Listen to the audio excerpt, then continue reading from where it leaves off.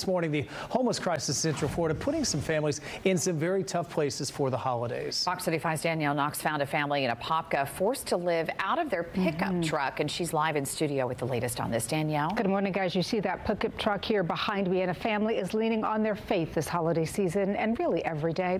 It's been a really rough road for a mother and her 7 children and nephews, all living, that's right, living in that one vehicle. Homelessness in plain sight. I went out to meet with her at her car, and she says she's optimistic about her future, though things are very difficult in the present. The hustle and bustle of a weekday morning, people with places to be. But unless you look closely, you might not even notice the old pickup truck parked in the dirt underneath some shade trees. Shade that hides a glaring fact. The occupants are homeless. I lost my place due to the fact of the inflation being so high. I wasn't able to keep up with the rent. So 47-year-old Sanella Purdue has lived in this truck since May with her 7 children and nephews and 2 small dogs, all of them sleeping in this tight space every single night. Sanella's swollen legs, a physical reminder of the cramped conditions. It's horrible. I mean, I wake up in aches and pain. My kids wake up from here to go to the store to get dressed and go to school, and it's bad. The kids range in age from 11 to 17. We're blurring their faces to preserve their dignity. They get ready for school by washing up at a nearby convenience store, eating what they can, and studying where they can. It is not easy. They don't like it.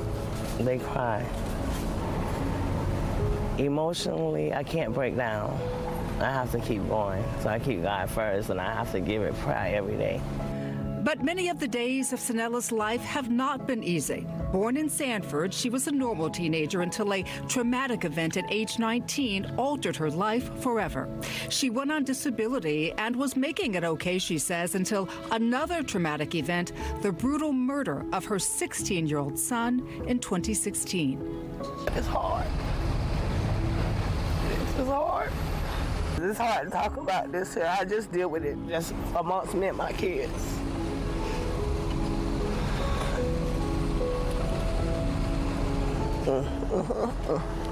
She says she went into a spiral after her son's murder, and it still haunts her today. But I get weak sometimes, so even a strong needs somebody. Sanella collects disability and picks up scrap metal for money. She says DCF has been out to her location and the children's schools as well, who say the children come to school well dressed and clean. However, she says DCF has not offered assistance because technically they do have a roof over their heads, their car, and they've acknowledged Sanella is taking good care of the children. But Sanella is hoping to find a permanent roof for her family, not the roof of a car, but an apartment or a transitional housing situation. She says that would be a first step towards living a more normal life. Do you feel that you will get out of this situation? Yes, I do. I do, one day. I'm just praying for a sooner day. According to the National Alliance to End Homelessness, there are more than 31,000 homeless people on our streets on any given night. State agencies and private organizations are overwhelmed. Sanella says because of the size of her family, shelters can't accommodate them all long term. But sometimes, to escape the cramped truck, she gathers enough money for the occasional hotel stay, giving them heat and air conditioning, a bed, a shower, and a sense of normalcy, if only for one night. For people who are going to be watching this story, Candy, what do you want them to know? What would you say to them? No matter what, never give up, because there's a God in you that stands strong, and He will make everything possible. Keep praying for me. Pray for me for a better day.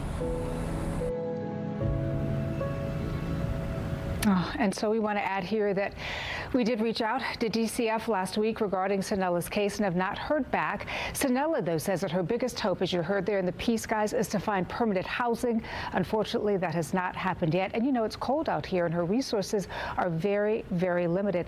And what's also unfortunate is her story mimics hundreds of stories that we see out on our streets. But again, you know, she's looking for some help, right? And so hopefully somebody will be able to reach out and help this lady who's really doing the very best she can under some just incredibly difficult circumstances. And those kids going to school, and it just shows you don't know someone's situation. Absolutely. Because you have no idea what they've been through. But they do know, the school knows the kids are homeless, but they come to school clean. Yeah. They're doing their work. They're good students. And so she's doing an incredible job, given the circumstances that she's under right now. Yeah, absolutely. And for the children, too. So can you imagine how hard that must be for them to even be able to do homework, right? There's nowhere even to sit down and have a quiet they sit down outside of that truck and they do their homework. So again, you just never know what somebody is going through, but we hope that somebody will lend some help to this incredible tough family. look, but an important one for sure. Danielle, thanks.